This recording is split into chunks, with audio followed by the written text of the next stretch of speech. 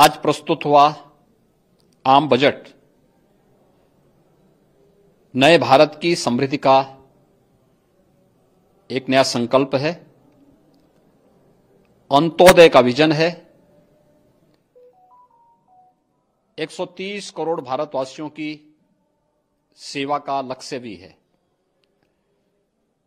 वर्तमान केंद्रीय बजट गांव, गरीब, किसान, नौजवान और महिलाएं समेत समाज के हर वर्ग की आशाओं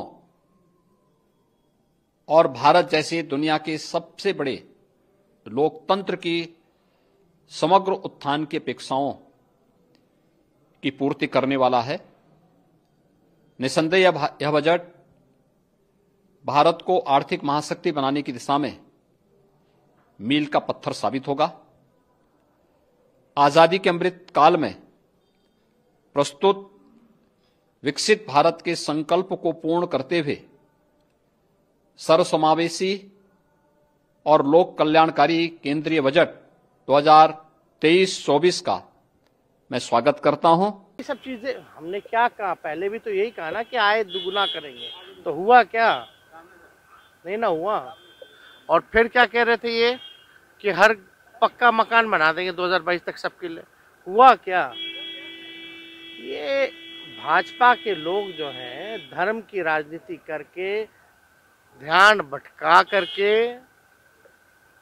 जो देश का जो संविधान है उसको खत्म कर रही है, पूरी तरीके से इतिहास को बदल रही है। खाली नाम बदलने के अलावा कुछ किया है? नाम मुगल गार्डन का बदल दीजिएगा तो लोग को रोजी रोटी मिल जाएगा क्या? महंगाई कम हो जाएगी क्या?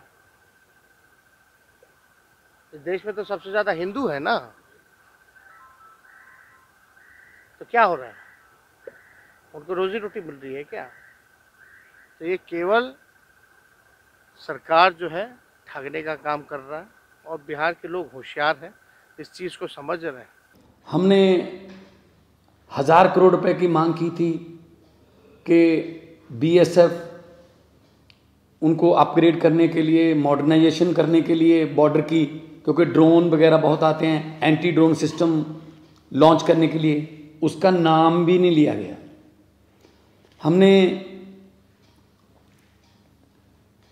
प्री बजट जो डिमांड्स मांगते हैं राज्यों से, हमने उसमें मेंशन किया था कि वंदे भारत श्री अमृतसर साहब से और बठिंडा से जो है दिल्ली के लिए, उसका नाम भी नहीं लिया गया।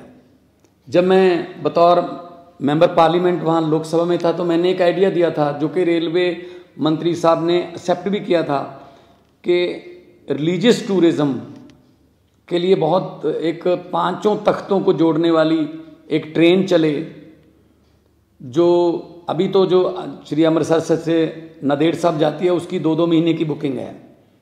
अगर आप श्री अकाल तख्त साहब से तख्त श्री केसगढ़ साहब तक, अगला पड़ाव जो है तख्त श्री पटना साहब तक, उससे अगला पड़ाव तख्त श्री हजूर साहब नांदेड़, उससे अगला पड़ाव जो है वो तलवंडी साहबों का हो और वापस फिर अकाल तख्त साहब। तो ये ऐसी ट्रेन जिसमें लाखों जो एनआरआईज भी हैं वो भी 5 तख्तों के दर्शन करना चाहते हैं, लेकिन उनको बहुत दिक्कत होती है, कोई नामो निशान नहीं है उसका। और कोई एमएसपी, नई फसल पे कोई एमएसपी नहीं दी गई है।